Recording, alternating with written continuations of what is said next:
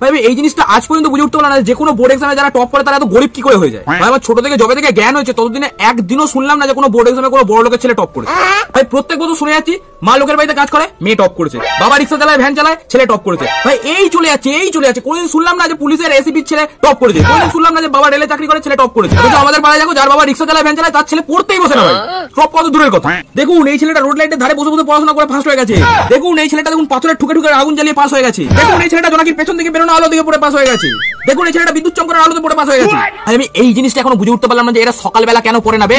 আর এই টপারগুলোকে যখনই জিজ্ঞেস করা হবে তুমি বড় হয়ে কি হবে, এদের মুখে একটাই কথা, আমি বড় হয়ে ডাক্তার হতে চাই আর আমি কোনো গ্রামের ডাক্তার হতে চাই যাতে সেখানকার গরিব মানুষকে ফ্রিতে চিকিৎসা করাতে পারি। আমি আজ পর্যন্ত সেই ফ্রি চিকিৎসাগুলোকে দেখতে পেলাম না। আর ভাই গরিব তো গরিব, কিন্তু রিক্সাওয়ালার ছেলেগুলো যেন আরো বেশি ট্রেন্ডে থাকে, এদের যেন আরো আলাদা রকম কম্পিটিশন। এই রিক্সাওয়ালার ছেলেরাই বেশি টপ করে ভাই, কেন বুঝতে পারি না। আর এই বর্তমানে অটো টুটোর যুগে যারা রিক্সা চালায় তাদেরকে গরিব বলবো না, তাদেরকে বলবো তাদের ফ্যান্টাসি ওটা।